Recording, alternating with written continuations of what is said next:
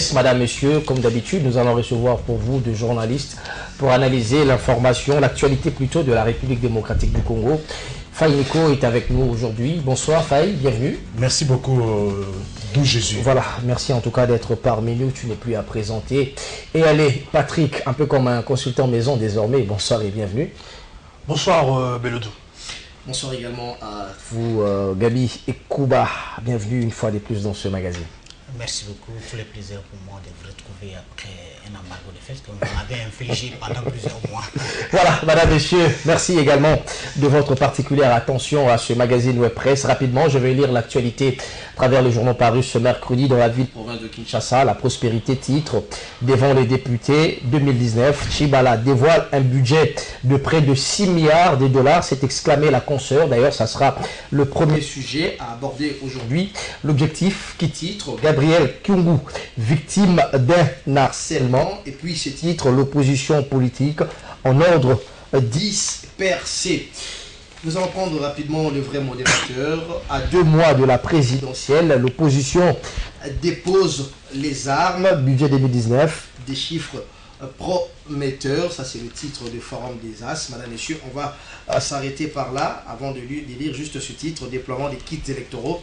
La Commission électorale nationale indépendante lance le go sur la à Kinshasa. Avant de prendre le premier thème relatif au budget 2019, Faïniko, une fois de plus, bonsoir. Bonsoir. On va quand même parler de l'insécurité dans l'est du pays, à Beni précisément. 12 morts, c'était il y a 4 jours passés, mais aussi à Kinshasa, où 2 attaques de 2 maisons, la maison de 2 personnalités, notamment Lambert Mende au Malanga et à Toundou, leurs maisons ont été visitées. Cela remet un peu en surface la problématique sur l'insécurité à l'aube des élections en RDC. Oui, merci beaucoup, d'où Jésus, pour l'opportunité. J'ai toujours dit, concernant la situation de l'Est du Congo, qu'on voie cette histoire, qu'on mette de côté les sentiments.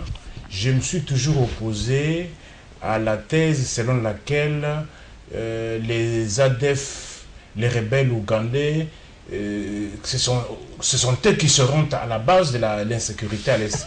Moi, je me suis toujours posé la question, quel intérêt qu'a un rebelle rwandais en venant au Congo tuer des jeunes filles, des jeunes garçons de moins de 10 ans? Quel intérêt? Par essence, un rebelle, c'est celui qui refuse l'ordre établi dans son État.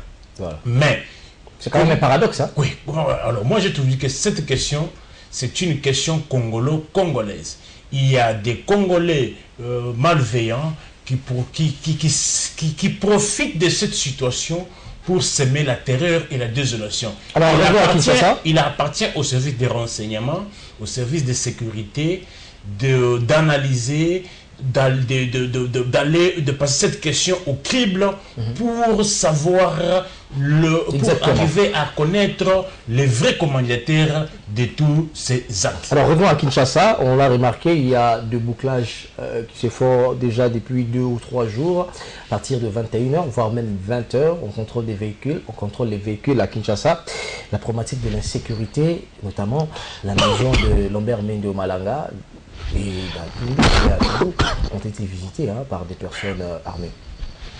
Oui, l'insécurité, dans tout pays du monde, vous savez, on ne peut pas parler de l'insécurité zéro. L'insécurité, c'est une épine sous les pieds de beaucoup de gouvernements du monde. Même Washington est incapable parce que lorsque un criminel, lorsque un terroriste veut passer à l'acte, il profite aussi des moments d'accalmie pour arriver à commettre son forfait, ce qu'il faut il faut interpeller l'autorité politico-administrative et tous les services de sécurité et de renseignement de passer d'un cran leurs mesures de sécurité, parce que à 60 jours de la tenue des élections, si les autorités qui sont censées être sécurisées aujourd'hui, c'est comme si elles se sont insécurisées, alors que dire à combien plus forte raison cela c'est quand même une très bonne réflexion, si les autorités qui sont censées être très bien protégées sont exposées à des attaques pareilles, et que dire de la population à l'aube des élections? Pourquoi pourquoi à chaque fois qu'il y a élection, on assiste à des scénarios comme ça, les enlèvements, l'insécurité à Kinshasa, etc. Merci de Jésus. Pour une fois n'est pas coutume, j'abonderai dans le même sens que M. Nico. Mais il y a quand même une question qui me fait rire. Il y a des balles à caoutchouc qui tuent. Là, je parle de regretter aussi. Mais des grenades qui ne font aucun blessé. Dans cette ville, la police a soutenu que des balles à caoutchouc ont tué quelqu'un. Mais des grenades lancées, aucun éclaboussure. Dans la parcelle de Lambert Mende. Aucun éclaboussure. J'aimerais dire tout le folklore que je pense de cette situation, mais je me réserve. Je constate seulement qu'il n'est pas aisé d'être metteur en scène, parce que ce n'est pas son métier, parfois. Vous pensez que l'insécurité que nous vivons est consécutive peut-être à une machination, à une théâtralisation? J'ai dit qu'il n'est pas aisé de prendre des rôles qu'on n'a pas. Il n'est pas aisé de mettre en scène parce qu'on en oubliera certains éléments. Mais on le ferait pour quels intérêts? Pour quel intérêt par exemple? S'il te plaît, pour corroborer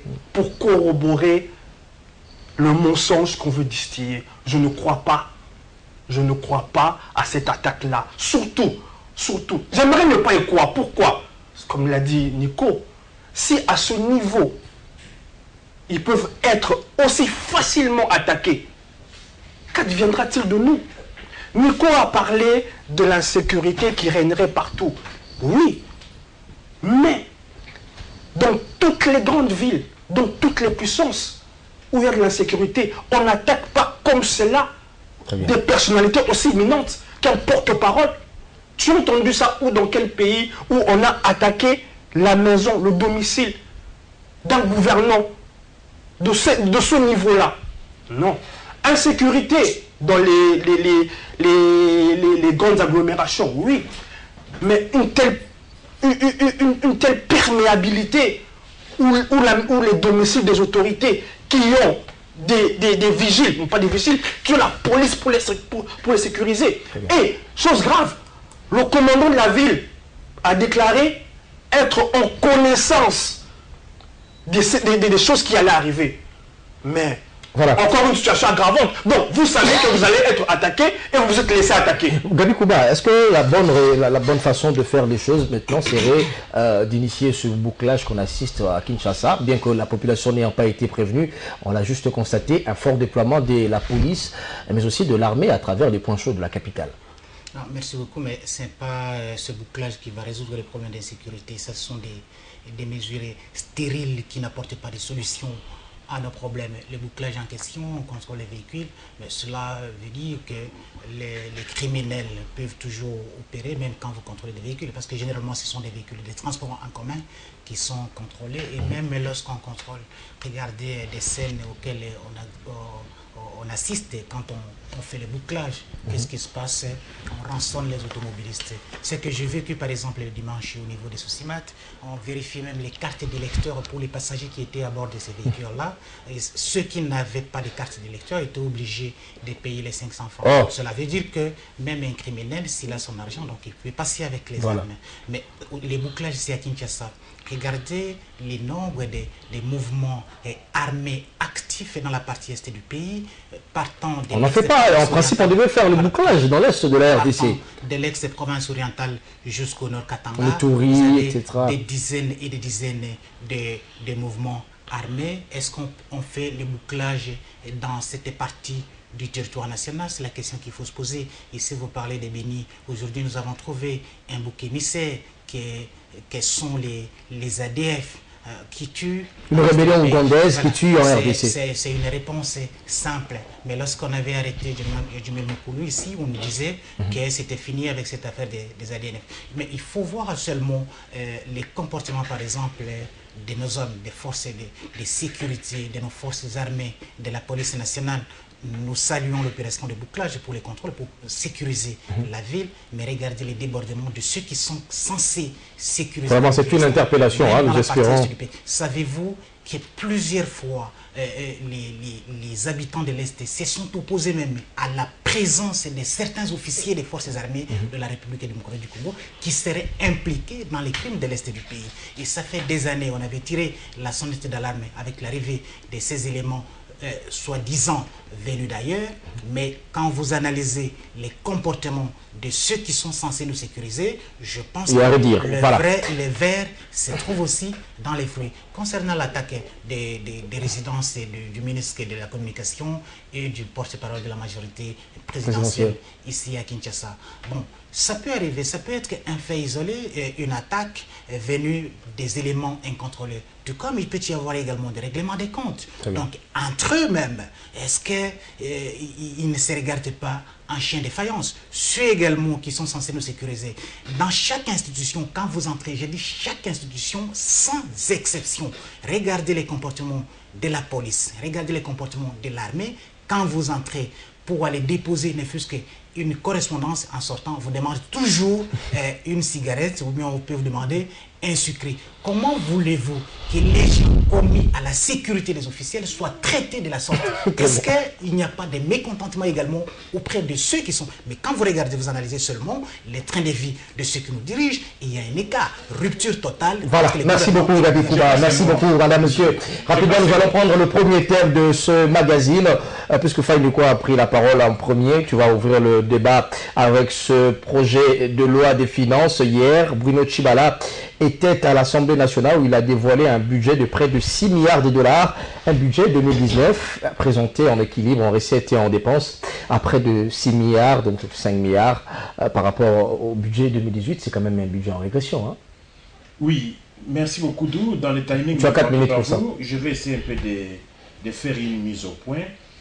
La question d'insécurité, c'est comme je venais de le dire, c'est une épine dans le pied de tous les gouvernements du monde. Figurez-vous, lorsqu'un ambassadeur des États-Unis d'Amérique, on arrive à la battre, à Tripoli, on l'a tué. Alors, qu'est-ce que vous allez dire? Tripoli, mais la Libye, c'est non État. Très bien. La problématique de l'insécurité, c'est un problème sérieux, quand bien, en dépit de tous les moyens qu'on peut avoir, mais mettez-vous en tête que les criminels, on peut toujours utiliser, même un proche. Vous connaissez le général Massoud, avait été tué par qui? Par un journaliste, en Afghanistan. Alors, il faut vous mettre en tête que ça peut arriver à tout moment. Pour revenir... Un budget, c'est quand même un budget présenté en régression par rapport à l'année 2018, qui contraste aussi avec le nouveau code minier qui, en principe, le coût des minerais devrait grimper, bénéficier d'ailleurs à l'État congolais. Mais jusque-là, Tshibala nous présente un budget de 5 millions de dollars seulement, 6 milliards de dollars. Oui, ici, nous devons faire la part des choses, et lorsqu'il faut faire ce genre d'analyse, il faut faire la déconversion, mettre de côté les fanatismes et les sentiments. Un budget, ce sont des projections de dépenses et de recettes. Il faut éviter de se lancer dans le populisme, donner des chiffres qui parfois en réalité ne sont pas réalisables.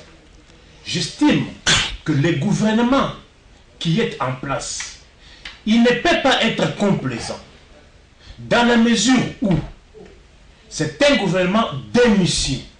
Laquelle mission première était de financer les élections et qu'aujourd'hui, les élections sont devenues une réalité.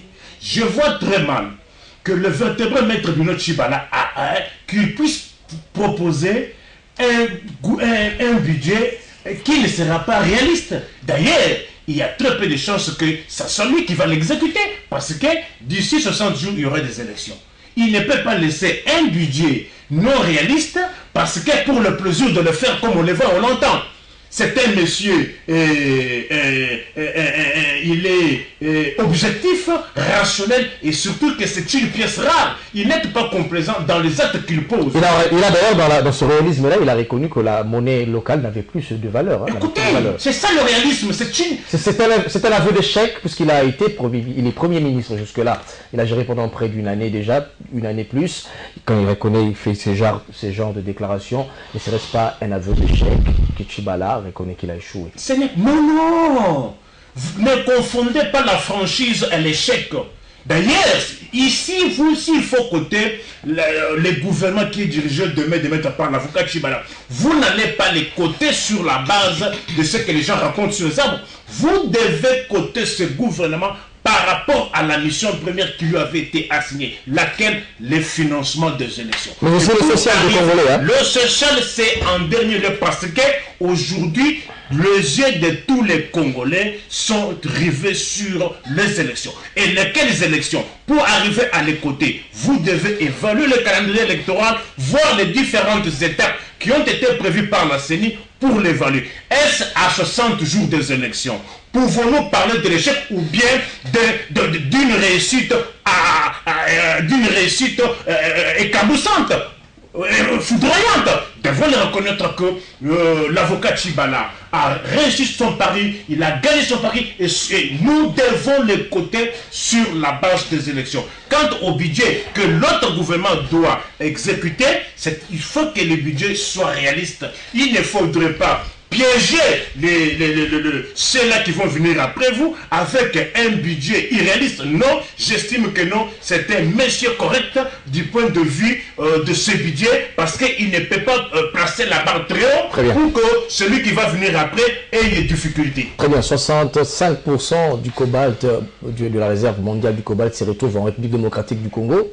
Parlons-en, hein, lorsque le gouvernement a procédé par la révision de ce code minier, la loi qui est passée à l'Assemblée nationale, puis enfin au Sénat, c'était avec l'objectif finalement de booster l'économie de la République démocratique du Congo. On s'entendait mieux par rapport à 5 milliards de dollars seulement pour cette année, la prévision budgétaire 2019.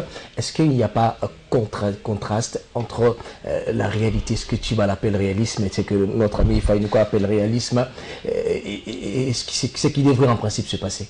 D'où Jésus. Vous me l'accorderez, la Libye et l'Afghanistan, le commandant Massoud a été tué dans un avion, sont des noms d'État. Nous parlons déjà autre chose, hein? On parle au budget. S'il te plaît. C'est une culture générale. S'il vous plaît, on parle au budget. Allez-y. S'il te plaît. Allez-y. La Libye, où a été tué l'ambassadeur américain, et le commandant Massoud, qui a été tué dans un avion par un journaliste, sont des noms d'État. Concernant le budget, moi, ce que j'ai remarqué, c'est que encore une fois de plus, la présidence est en dépassement de 200%. Avec lui, le ministère des Affaires étrangères. Plusieurs dépassements, hein? La présidence... Toujours de 200%. Mais il n'y a jamais de dépassement pour les paiements des fonctionnaires. Jamais. Il n'y a jamais de dépassement pour cela. Qu'est-ce qui justifie cela? C'est-à-dire la présidence, les ministères, etc. Ça prend tout le budget du pays? Monsieur Mikaï a dit, n'entrons pas dans le fanatisme, mais il parle de réussite éclaboussante, foudroyante, pour lui emprunter ces mots. J'aimerais dire que c'est excessif, pour ne pas dire que c'est faux. Je n'aimerais pas entrer dans les jeux de mots. Il a dit que l'on met du fanatisme de côté. Et je constate qu'il entre dans un excès de fanatisme en parlant de réussite éclatante, foudroyante. Je pense qu'il le disait pour juste amuser un peu la galerie. Et je peux le lui concéder. Le budget présenté par le Premier ministre Tchibala, c'est un budget comme toutes les 2 mandatures de ce régime, un budget ridicule. Pourquoi? M. Luzolo Bambi a dit plus d'une fois qu'il y a à peu près 15 milliards qui échappent aux caisses de l'État. M. Tchibala, pouvez-nous aider à récolmater ces 15 milliards qui échappent au trésor de l'État? Est-ce que le budget de l'État ne provient pas de cela? Le budget de l'État ne se constitue pas de la non, Jésus. Qu'est-ce qu'on appelle budget? C'est la capacité que vous avez à mobiliser. Très bien. Il se veut réaliste, hein? Non, on ne va pas aller demander à Luzolo de réunir les 15 milliards. Non. Allez-y. Luzolo a voulu simplement nous faire montrer que si on était rigoureux, on peut et on doit avoir un budget au-delà de ces 6 milliards. Parce que quand on parle de coulage, c'est quoi un coulage? L'argent de l'État qui s'est dilapide. Hein? Mais voilà, il ne faut pas rire pour rire. Quand on parle de coulage, c'est quoi? C'est de l'argent qui devrait se retrouver dans les caisses de l'État, qui est dilapidé. Mais qu'on n'arrive pas à combattre cela. Et on dit qu'on a eu une réussite éclaboussante, foudroyante. En termes de la mission que vous avez Vous n'avez pas la parole, allez-y. Si ce n'est que pour cela, encore que il y a à redire, j'espère que dans le prochain sujet, ça sera le sujet qui sera consacré à cela. Mais pour revenir au budget, n'oublions pas que monsieur Kabila a comme projet de révolution de la modernité, cap vers l'émergence. Ou soit qu'ils nous disent qu'ils ont abandonné cela. Très bien, merci beaucoup. Parce que ces objectifs ne cadrent pas avec ce budget. Très bien. Gabi Kouba, une fois de plus, bonsoir et bienvenue. Vous aussi, vous avez 5 minutes. Avec des augures favorables sur le front du cours de cuivre, par exemple, du taux d'inflation et des croissances de réserves d'échange, le cobalt, etc. Est-ce qu'on ne devait pas avoir un budget un peu plus élevé que 5 milliards ou près de 6 milliards de dollars? D'abord, il faudra corriger cette erreur dans l'opinion. Les réserves d'échange qui ont augmenté au niveau de la Banque centrale, c'est de l'utopie. Vous regardez seulement la TVA du gouvernement, la dette des entreprises minières par exemple, ça fait presque des réserves de la Banque centrale. Vous regardez la dette intérieure, les prestataires de services de l'État est dans l'incapacité de rembourser la TVA aux entreprises minières, l'État est dans l'incapacité de payer ses prestataires de services, l'État est dans l'incapacité de payer la dette intérieure. Cela veut dire que nous sommes assis sur un siège très fragile. Donc les réserves de la Banque centrale, avec le rapatriement des devises des entreprises minières, ça ne veut rien dire du tout parce que la dette, la TVA, dépasse de loin les réserves de la Banque centrale du Congo. Donc si vous avez 1,5 milliard de réserves au niveau de la Banque centrale et que la dette de la TVA des entreprises, des opérateurs miniers, c'est ce montant-là, vous payez, alors vous allez voir qu'il y aura des grincements des dents. Donc il faudra évacuer cette affaire. Et l'embellie des cours de métaux sur les marchés internationaux avec la révision de la loi. Mais nous en avions largement parlé. Ici, quand le ministre de l'économie, et nous étions avec Louis Lubumbashi, qui fixait même des échéances, qu'avec la révision de la loi minière, les Congolais sentiront les effets du boom minier. Et il avait fixé même des échéances. Il n'y a pas de... Et ce boom minier devrait se sentir au niveau du budget, justement. Il a dit à partir du mois de janvier jusqu'au mois de mai. Aujourd'hui, nous sommes presque à la fin de l'année. Vous n'avez rien senti. Et d'ailleurs, une erreur, le fait d'avoir déclaré, je ne m'oppose pas à la révision de la loi minière, c'est l'État, dans sa souveraineté, qui doit réviser la loi, parce qu'il faudrait également adapter l'ancien code minier à la Constitution de la République, parce que le code minier de 2002, quand il était adopté et promulgué, les gouvernements provinciaux n'existaient pas. Donc il y a des réalités, il y a des avancées significatives sur ces points. Mais ce n'est pas une simple révision de la loi qui donne des moyens à l'État congolais. Ça dépend de votre détermination, de votre volonté et de votre sérieux. Alors, est-ce un budget réaliste que tu vas la présenter? S'il vous plaît, quand on dit minerai stratégique, mais la voiture, la plupart d'entre nous étaient à Kolwezi lors de la dernière conférence, les véhicules électriques, lors de la dernière conférence minière. On déclare, cela veut dire quoi? À chaque fois qu'il y a l'embellie des cours des métaux, on doit réviser la loi. Mais vous révisez la loi parce que vous déclarez le cobalt comme un minerai stratégique. Comme vous l'avez dit, plus de 60% de la production du cobalt vient de la République démocratique du Congo. Mais les gens oublient que ça fait 2 ou 3 ans et on est en train d'imaginer un produit de substitut comme le lithium qui fabrique également des batteries électriques. Donc demain, le cobalt ne sera plus stratégique que pour nous. C'est pareil avec l'uranium. Aujourd'hui, l'uranium, quel est le coût pour la production d'une tonne d'uranium? Est-ce que le budget, il est réaliste? Est-ce que tu vas la présenter un budget réaliste au regard de tout ce que vous venez d'évoquer? Le budget, vous n'avez qu'à analyser les redditions des comptes. Chaque année, on vous montre que le budget n'est pas là pour et les réalisations de l'État. Les budgets, c'est pour les fonctionnements des institutions. En réalité, c'est un budget institutionnel. Voilà. Quand vous dites que le budget est des 6 milliards de dollars, mais les 6 milliards de dollars viendront d'où? D'abord, les 6 milliards de dollars, on aura du mal à les mobiliser. Parce que les gens, oui, il faut dire aux gens, les gens disent non, ce sont des prévisions, il n'y a pas d'argent, tout ça. Mais ça dépend de votre capacité. On va voir, ça viendra d'où, qu'est-ce que vous allez faire. Donc, c'est un aveu d'échec à la fois et un aveu aussi d'impuissance. Donc, ce que vous allez dire, lorsque vous regardez les dépassements, mais pour donner de l'eau à la population, pour que les gens aient accès à l'éducation, pour les problèmes de sécurité, la réforme de l'armée, il n'y a pas de problème. Mais regardez seulement les fonctionnements des institutions. La présidence, par exemple. La présidence de la République est toujours au-delà des 100%. Et vous prenez la primature, toujours au-delà des 100%. Et d'ailleurs, Tchibala lui-même prétend avoir créé 800 000 emplois à la primature. Ça, moi, je suis sidéré de constater que le Premier ministre a créé les emplois dans un cabinet gouvernemental et non dans d'autres secteurs de la vie. Et quand vous regardez ces dépassements-là, ça vous dit que vous n'avez rien à attendre de ce budget. Ça veut dire quoi? On est dans un système de pesanteur zéro.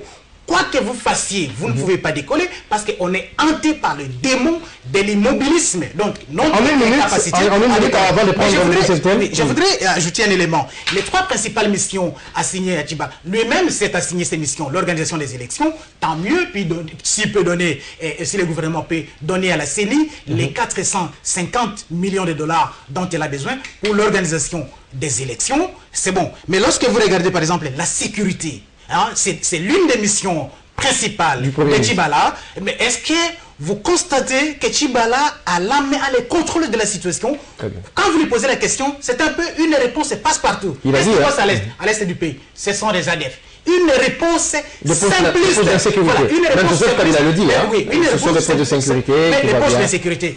Quand vous avez des mouvements, et que vous dites que la paix est rétablie, que vous avez des dizaines de mouvements armés qui écument toutes les régions de l'est du pays, vous avez parlé des postes de résistance, les sociales. Mais il y a peut-être que quelqu'un là entre nous, vous pouvez évaluer le niveau du social, l'amélioration des conditions sociales. Enfin, il a dit, la mission de Tchibala, c'était d'abord l'organisation des élections. Le financement des élections. Sur ces points, il n'y a pas de débat. Le tableau est sombre. Très bien. Donc, ça n'appelle pas... Voilà, madame, monsieur, rapidement, nous allons prendre un sujet purement politique dans cette émission. Bon, après, je reçois pour vous Faïniko, Bikaï, et Ali, et Patrick, et Gabi Kouba. Gabi Kouba, merci pour ces éclaircissements rapidement. Faïniko, 1 minute, avant de prendre le deuxième thème. Oui, je citer la parole. 1 minute. Vous aurez aussi 1 minute, oui, parce qu'il a débordé du... J'aimerais apporter des précisions. On est 1 minute, hein. Sur les 800 emplois dont on parle. Écoutez, est-ce qu'on vous a dit que l'enveloppe salariale octroyée à la primature avait été augmentée? Mais si on a maintenu la même enveloppe et qu'on a eu à multiplier les employés, où est le problème? Très bien. Et c'est toujours la même enveloppe que l'État reconnaît à la primature. Mais qui est maintenant payé au prorata de tout un chacun. Les 800 emplois. Les 800 employés, s'ils ont existé, mais avec une enveloppe, la même enveloppe salariale. Oui, écoutez, c'est tout à fait. L'enveloppe salariale n'avait pas été revue à la hausse. On a maintenu la même enveloppe. Alors, la question de l'insécurité, nous devons dire ceci. C'est une question vraiment très délicate. Vous connaissez la première puissance économique africaine, c'est Abuja. Mais les Boko Haram, c'est pour autant que le gouvernement d'Abuja a déjà mis un terme au Boko Haram. On arrive à enlever plus de 350 élèves. Et cela est répétitif. Très bien, merci beaucoup. Merci beaucoup, Faye. Je vous ai accordé 1 minute. Vous aurez la parole. Je vous ai accordé 1 minute. Très bien. Rapidement, Patrick Yalé, vous voulez rebondir par rapport à ce dernier sujet? Je suis fort aise de voir mon ami Nico prendre l'exemple de Nigeria avec les Boko Haram. Nous avons, je dirais pas nous, ils ont l'habitude de comparer, rapidement. Ils ont l'habitude de comparer là où les situations sont mal. Mais, pourquoi ne sont-ils pas cohérents pour comparer aussi notre pays par rapport aux autres pays là où ça va mieux? Très bien. Rapidement. S'il te plaît, c'est bien beau. Je le conçois, Boko Haram. Mais 350 élèves. Le thème n'est pas à l'ordre du jour. Juste là. On a déjà passé. J'ai apprécié pour une fois la sérénité avec laquelle tu as commencé. Je te prierai de continuer avec celle-là. Voilà, rapidement, une minute, j'ai accordé une minute à chacun. Je pense qu'on ne peut pas inoculer ces virus toxiques dans l'opinion pour dire que Kitibala a créé 1000 emplois. C'est honteux pour un premier ministre de dire qu'il a créé des emplois dans son cabinet ministériel. Même si la première au monde. D'abord, le fait d'avoir 800 personnes à la primature, ils vont faire quel travail? Vous avez déjà la c'est le social, Non, mais ça, c'est pas le côté social. Ça c'est vraiment... Oui, les côtés sociaux. J'aurais dû comprendre qu'il a créé les entreprises, par exemple, dans les secteurs de la construction, dans les secteurs des infrastructures, dans les secteurs... L'État ne le permet pas. Dans les secteurs... Mais 800, cela veut dire que oui, il y a même un désordre au niveau de la primature où vous ne pouvez pas contrôler vos collaborateurs. 800 personnes, ils sont où? Pour faire quel travail? Comment vous les contrôlez? Ce n'est pas comme ça qu'on voit des bagarres à tout moment à la primature. L'exemple de ces désordres et de l'anarchie est traduit également par l'exemple de Boko Haram. Dans Boko Haram, on se sert de mauvais exemples pour justifier notre incapacité à rétablir la sécurité sur l'ensemble du pays. Et combien de fois avez-vous entendu dans la guerre au Nigeria avec les éléments qui sont Boko Haram, l'implication des forces armées régulières nigérianes impliquées dans ces situations plusieurs fois. Merci beaucoup. Madame, Monsieur, nous allons prendre un thème politique. Faïniko, tu as la parole. Rapidement, vous le savez, Madame, Monsieur, le mercredi, ce mercredi donc, l'opposition politique de la RDC va se réunir en Afrique du Sud. Au menu, le processus électoral et la désignation du candidat unique ou commun de l'opposition. Mais pendant ces temps, à Kinshasa, ici, visiblement, cela chauffe dans l'opposition.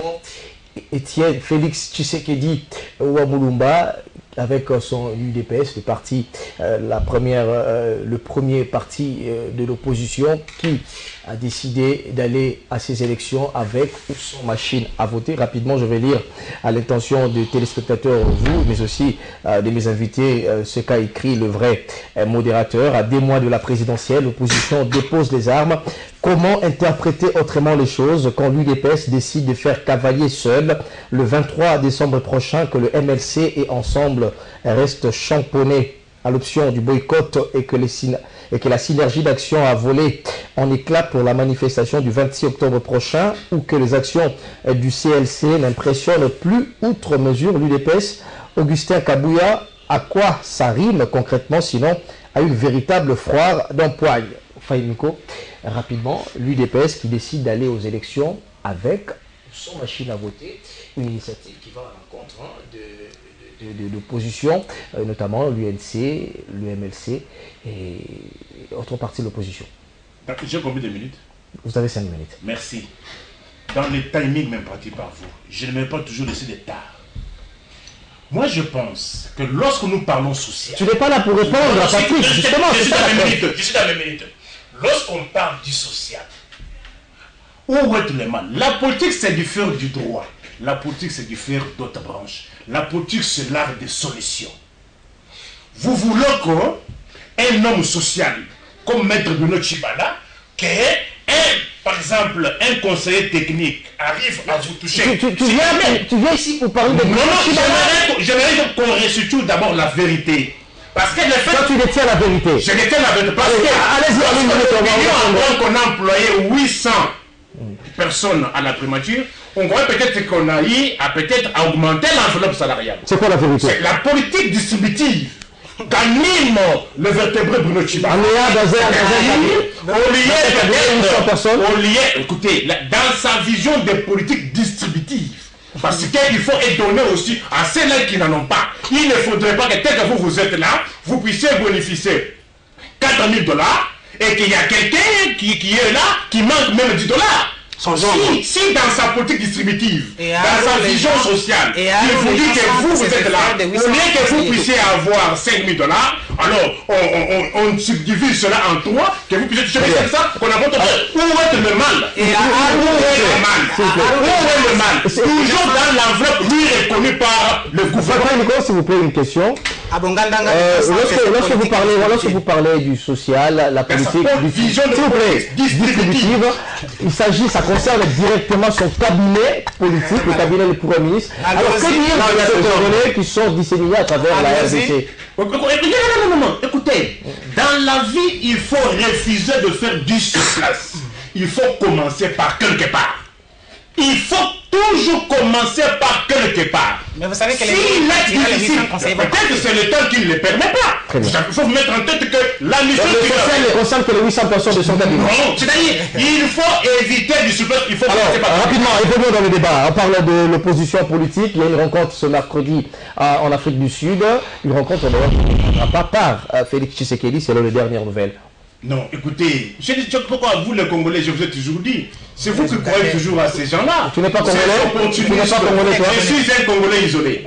Alors, écoutez, dans ces histoires-là, je l'ai toujours dit que non, ces opportunistes contradictoires, véreux, écoutez, ils ne vont pas se... Premièrement, je vous avais dit, ils ne vont pas se mettre d'accord. À 60 jours, elles se sont déjà mis d'accord avec ce qui vient de se passer. Écoutez, on vient encore, le vase vient de s'éclabousser. Écoutez, il ne faut pas croire à ces gens-là. Ils ne sont là que pour embrouiller. À 60 jours, on a diabolisé. L'UDPS a justement décidé d'aller aux élections. C'est ce que je suis en train de dire. Moi ici qui ai soutenu, qui ai dit machine ou sa machine, devons aller aux élections. Parce que les deux premières missions, c'était l'alternance et le changement. Aujourd'hui, que Kabila n'est pas candidat et que le vertébré nous amène aux élections, il n'y avait plus encore de bonnes raisons de prétester. Maintenant qu'on les a dépouillés de toutes les raisons valables, ils étaient dans les alibis. Pour une fois, le fils à papa a compris qu'il ne fallait pas tomber dans le piège des opportunistes qui sont devenus des millionnaires en étant avec Kabila. Aujourd'hui, on va chercher à l'embarquer. S'il vous plaît, comment analysons froidement, sans émotion. Je n'ai pas d'émotion. Voilà. Alors, comment analysez-vous le fait que Vital Kamerhe de l'UNC a dit « Nous n'allons pas boycotter ces élections, ce que nous ne voulons pas, c'est la machine à voter, l'usage de la machine à voter à ces élections. » C'est un langage ambigu. C'est-à-dire? Nous avons tous étudié la langue française ici. Lorsque vous commencez par accepter, mais dès lors que vous ajoutez même encore l'opposition, même faites tomber tout ce qui précédait, c'est un langage ambigu. Soit vous allez ou soit vous n'allez pas. Mais j'estime encore mes prédications, je ne prêchais pas dans le désert. Pour une fois, l'humanité m'a compris. Parce que nous avons payé cash en 2006. Avec cette politique ambiguë, cette politique d'où on ne savait pas ce qu'on cherchait. Nous, en 2006, nous disons quoi? Nous n'irons pas aux élections parce que les personnes n'étaient pas crédibles. Il n'y avait pas eu recensement, il n'y avait pas eu identification. Mais sans qu'il y ait identification et recensement, à 2 semaines des élections, nous marchons sur le boulevard pour qu'on rouvre les bureaux. Est-ce que quand nous marchons sur le boulevard pour qu'on rouvre les bureaux, est-ce qu'il y avait eu recensement? Il y avait eu identification ou non? Mais entre-temps, Kamerhe était où? Jean-Pierre Bemba était où? Ils ont bâti campagne pour les élections 2010. Est-ce que pour autant dire que les élections 2010 étaient crédibles? Cette fois-ci, j'estime que le fils à papa a compris qu'il ne fallait pas tomber dans le traquenard des ridiculistes, des opportunistes en mal de positionnement, qu'il fallait aller. Parce qu'il ne faut toujours pas voir la présidence de la République. Parce que vous pouvez arrêter la présidence, l'Assemblée nationale est là. La preuve que l'unité est à dire de regretter le fait de n'avoir pas Merci beaucoup, Faïdouko. Merci beaucoup, Faïdouko. Et Patrick, est-ce qu'aujourd'hui, peut-on dire que le vieux démon de la division a encore hanté l'opposition? Est-ce que l'opposition ne parle pas le même langage à 60 jours seulement des élections? Est-ce que la position de l'UDPS est une trahison? Toutes ces questions, essayez un peu de nous donner ton point de vue. Merci, j'espère que je bénéficierai d'assez de temps. Allez-y. J'aimerais d'abord dire, en 2016, le Premier ministre Bruno Tshibala disait dans une déclaration que M. Kabila avait fraudé aux élections et qu'il n'avait pas gagné ces élections. Aujourd'hui, il est du FCC, il est donc kabiliste parce qu'il a signé la charte. La charte du FCC. N'est-il pas opportuniste? Je ferme la parenthèse. Allez-y. Calmos. Allez-y, allez-y. On y va tout de suite. Allez-y, je te protège. On a parlé d'opportunistes. Je n'aime pas mettre les gens en pâture. Mais quand on m'y oblige, je veux y aller dans ce terrain. Aujourd'hui, M. Bruno Tshibala n'est-il pas millionnaire? Je ferme encore la parenthèse. Et j'espère qu'on n'y reviendra pas. Sinon, allez-y, s'il vous plaît, vous n'avez pas la parole. Allez-y. Allez-y, rapidement. Je te disais, je ne suis pas habitué dans le saltabanque. Mais si on m'y oblige, je peux enlever mon... Allez-y, analysons, rapidement, évoluons. Je t'ai posé une question. Aujourd'hui, s'il te plaît, Félix Tshisekedi, c'est une question que je te pose. Donne-moi mes minutes. J'ai la question. Donne-moi à répondre à ma question, je rappelle ma question. Donne-moi mes minutes, S'il vous plaît, j'aimerais quand même recadrer ce débat. C'est moi qui pose des questions dans cette émission et vous êtes là pour répondre à mes questions et non répondre aux objectifs des uns et des autres. Est-ce qu'on est clair pour le respect à nos téléspectateurs? Rapidement, je vous ai posé la question, vous n'avez pas répondu à ma question, je la répète. L'opposition politique aujourd'hui, visiblement, ne parle pas le même langage. Il y a des opposants, notamment Vital Kamerhe et autres, Moïse Katumbi, qui se retrouvent en Afrique du Sud ce mercredi, alors que Félix Tshisekedi ne prend pas part. Ils vont décider sur la candidature commune de l'opposition. Est-ce que ces dissensions de l'opposition ne favorisent-elles pas le candidat de l'autre camp? Allez-y. Merci. Je salue la position qu'a prise l'UDPS, qui a refusé le chantage des autres partenaires de l'opposition. Le MLC, par l'entremise de Mme Bazaïba, était le premier à dire, avec ou sans la machine à voter, nous irons aux élections. Et Mme Bazaïba disait que nous comptions sur la popularité du sénateur Bemba pour qu'il gagne les élections haut la main. L'ensemble qui a déposé le plus de candidatures à la députation ne dit pas à ce jour que si la MAV est maintenue, elle va demander à ses candidats députés de ne pas participer. D'où vient tout ceci? Tout ceci vient du moment où on a invalidé arbitrairement ou subtilement M. Katumbi et M. Bemba. M. Félix, au cours du meeting, a dit l'opposition unie avec ou sans la MAV, je suis convaincu que nous gagnerons les élections. Je pense qu'il n'a pas dérouté de ce qu'il avait dit, mais je pense que ce sont les amis qui veulent être réintégrés dans le processus qui nous jouent par franc jeu. Et là, j'abonde dans la même position que Nico. Ça ne sert à rien, à 2 mois de tergiverser, il faut se prononcer. Il faut se prononcer. La position de l'UNC est ambiguë. Si on maintient la MAV, vont-ils y aller, oui ou non? Je n'ai pas changé d'avis contre l'utilisation de cet outil de vote non identifié. Mais qu'à cela ne tienne, à l'état actuel des choses, il y a soit le boycott, soit la participation. Et j'ouvre une parenthèse. Il y a des choses que j'ai... Merci. Il y a des choses que j'ai entendues que je n'ai pas appréciées. On a exhumé même Étienne Tshisekedi de rose mémoire pour le crucifier. Non, c'est pas correct. C'est pas correct. Il y a des gens, il y a des personnalités qui sont des symboles. Même quand ils ont commis des erreurs, il ne faut pas pour des gains immédiats, pour des guerres politiques, exhumer la mémoire de ces gens et les crucifier. Non, c'est pas correct. Très bien. Alors, rapidement, s'agissant de la machine à voter que vous appelez OVNI, est-ce que un acteur politique a même fait une proposition pour dire la meilleure solution serait tous témoins, c'est-à-dire demander à tous les Congolais d'être témoins à ces élections et on va contrecarrer la fraude de la machine à voter. Est-ce que c'est une bonne perspective? J'ai lu la tribune de M. José Noël Cheke, quelqu'un que je connais aussi particulièrement. J'ai apprécié. Voilà des personnes qui proposent. Parce qu'on a besoin de propositions. C'est une bonne perspective? Oui, on n'a pas seulement besoin de personnes qui viennent contester, qui tirent à tout vu sur tout ce qui bouge. On a porté un brassard pour porter le deuil de quelqu'un et le lendemain, parce que les intérêts immédiats qu'on le cherche ont été bousculés, on tire à tout vu. Non, voilà des gens qui ont des propositions. Il y a la MAF avec ses défaillances. Et M. José Noël Cheke, pour le citer encore une fois, a sorti un concept tous témoins. Qu'est-ce à dire? Que la population s'approprie le processus. Que chaque citoyen, que chaque électeur se réclame être témoin le jour des élections. Voilà. Pour qu'on contrecarre autant que possible la tentative de l'ordre électoral, si jamais les amis d'en face en ont l'intention. Merci beaucoup Patrick Eyalé. Gabi Kouba, vous avez terminé ce sujet à 2 mois des élections. Quelqu'un l'a dit ici, les confrères l'ont dit. Est-ce que l'opposition ne dépose pas les armes par rapport à sa position sur la machine à voter? On a l'impression que l'opposition ne parle plus le même langage. Mais vous savez, il y a des gens qui aiment cette situation d'ambiguïté pour en profiter. Vous avez des calculateurs et des profiteurs de part et d'autre. Il y a des gens qui estiment que le pourrissement de la situation leur est profitable. Donc de ce point de vue, ils ne sont pas prêts pour les élections, que ce soit ceux d'un camp comme ceux de l'autre. Et vous avez des prébendiers. Les concepts, par exemple, de l'inclusivité électorale. Mais l'inclusivité veut dire quoi? Pourquoi toi tu n'es pas candidat à la présidence de la République? Pourquoi je ne suis pas candidat à la présidence de la République? Tout le monde ne peut pas être candidat. La loi existait.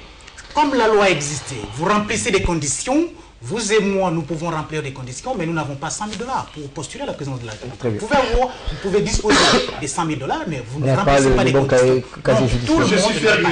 Et d'ailleurs, sur ces points, vous ne pouvez, et je crois, disons les choses clairement, Katumbi, sa bande et les autres, les exclus par exemple du processus électoral, les invalidés. C'est comme ça qu'il faut les appeler. Ils peuvent trouver, pardon, c'est moi qui ai la parole. Ils peuvent trouver leur salut que s'il y a alternance en République démocratique du Congo. Or, beaucoup d'entre eux, les Mendi, les Rouberois, les Tambwe Mwamba, les Bemba et consorts, ils ont pris les armes. Kabila n'est jamais parti, même quand il a combattu avec les armes. Or, l'UDPS, dans sa philosophie, n'est pas dans la logique des armes. C'est-à-dire, le schéma de l'UDPS, c'est la conquête du pouvoir par les élections. Les boycotts, parce que vous voulez boycotter les élections. Mais Kabila a dit qu'il ne s'agit pas d'un boycott. Oui, si vous boycottez les processus électoraux, cela veut dire que vous ouvrez un boulevard aux candidats du pouvoir en place. Donc la pérennisation du système. Qu'est-ce que ça veut dire concrètement? Les élections n'étant pas obligatoires, c'est volontaire. Dès lors que vous avez 40 millions des électeurs et qu'il y a 1000 personnes qui votent, mais c'est valable.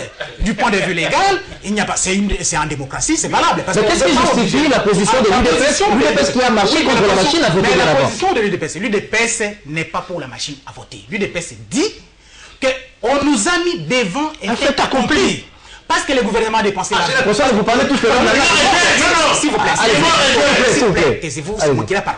Si vous voulez boycotter les élections, cela veut dire que vous accordez la survie à ce régime que tout le monde est en train de détester. Parce qu'il y a cassure, il y a rupture entre les gouvernants et les gouvernés. C'est le moment de signer un pacte avec les électeurs pour nous débarrasser de ceux qui nous gèrent depuis des années, qui n'ont rien fait. Et de ce point de vue, le bilan est largement négatif.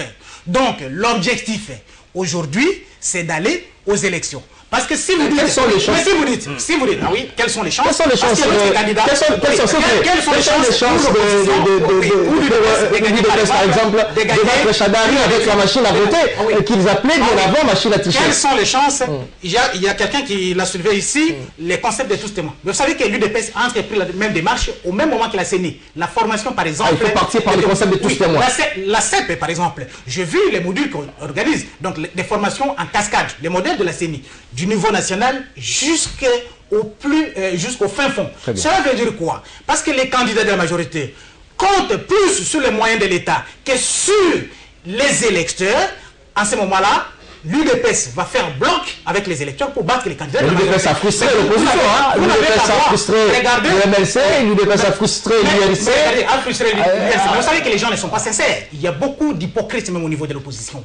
Beaucoup d'hypocrites. Pourquoi il y a beaucoup d'hypocrites? Quand les gens disent, mettons-nous d'accord autour d'un projet commun, d'un programme commun. De quel programme s'agit-il? Il s'agit de la logique du partage équitable et équilibré du pouvoir. Comment pouvez-vous vendre la peau de l'ours sans l'avoir tué? Parce que pour partager le pouvoir, en fonction de quoi? On va attribuer la primature ou le parlement à telle ou telle personne sans qu'on ait d'abord gagné les élections et sans qu'on ait connu qui doit faire quoi? Et qu'est-ce qu'il faut se dégager de l'Afrique du Sud ce soir? La candidature commune? Oui, de l'Afrique du Sud, je n'attends pas grand chose de l'Afrique du Sud. D'ailleurs, les candidats communs de l'opposition, les gens veulent se mettre d'accord sur qui doit occuper quel poste. C'est ça. C'est un manque de sincérité de la part des partenaires de l'opposition. Mais je n'ai pas totalisé les 5 minutes. Allez-y. Sur ce point, les gens n'ont pas été sincères. Les projets communs de l'opposition, cela veut dire quoi? Les projets communs de l'opposition partagent des responsabilités. Parce que tout le monde a un projet de société. De l'eau, de l'électricité, l'éducation, la santé, consort. C'est ce que tous les partis, tous les candidats présentent. Mais c'est parce qu'il y a des gens qui estiment qu'ils doivent déjà se servir avant même que les repas ne soient oui, donc sur ces points, ils ne peuvent pas... Vous gardez la parole, également, si on boycotte, alors, il y a des gens qui ne jurent... Personne n'a proposé le boycott, je l'ai dit clairement, c'est de l'hypocrisie. Oui, la transition sans Kabila, il faut l'écarter, il faut une autre... Vous savez qu'il y a des gens qui ne jurent que sur des négociations politiques. Pour ça. Alors, le meeting de, s'il vous plaît, le meeting de ce 26 décembre, 26 octobre à Kinshasa, l'opposition qui prévoit un grand meeting. Marche, voulais-je dire. Nous avons même eu des petites indiscrétions. Il semblerait, je le dis comme ça, que Jean-Pierre Bemba participera à cette marche, à ce meeting. Il faut encore voir. L'UDPS, ça sera sans l'UDPS. Bon, l'UDPS, Kabouya a signé la déclaration commune, et ils sont contre la machine à voter. C'est la manifestation, d'ailleurs, la marche en question, c'est contre la machine à voter. Donc, de ce fait, je vois... on va voir l'UDPS participer. L'UDPS peut ou ne pas participer d'après la position officielle du parti. Mais ceux qui vont participer, est-ce qu'ils vont obtenir le gain de cause en disant « nous sommes contre la machine à voter », alors à la marche du 25. Mais il faut voir même la marche du 25. On décrète une marche, on organise une marche pour les 25, mais la plupart d'entre eux, bon, peut-être que l'Afrique du Sud, Kinshasa, c'est 4 heures du temps, ils vont terminer les négociations aujourd'hui et demain, et revenir les 25 et participer à la marche. Merci beaucoup, Gabi Kouba. Une minute. Oui, moi je suis là pour les précisions. Il faut dire que c'est l'UDPS qui s'est dit. Quand vous parlez de l'UDPS, c'est ambigu. Parce qu'aujourd'hui... Non, ça c'est un faux débat. C'est un faux débat. On en a déjà parlé ici. Pour les dire, il y a d'autres problèmes. Katumbi n'a jamais été invalidé. Katumbi lui-même a refusé d'intégrer le processus. Le seul candidat qui a été invalidé de taille, c'est Jean-Pierre Bemba pour sa condamnation à la Cour pénale internationale. Mais toi, tu es aussi invalidé. De taille, je parle de candidat de taille. Mais c'est aussi un candidat de taille. S'il vous plaît. Il fait partie du G7. G7, oui, cette histoire, ce n'est pas plus G7, c'était devenu G6. D'ailleurs, je me retrouve dans cette histoire-là. Quand on parle de Djibril Souba. S'il te plaît, l'opinion doit retenir ceci. Il faut éviter de retomber dans les fautes d'hier. Voilà, la réalisation me signale que notre temps est épuisé. Très bien, une minute. C'est évident que par les élections. Merci. On conclut l'émission. J'aimerais que le MLC et l'UNC s'assument.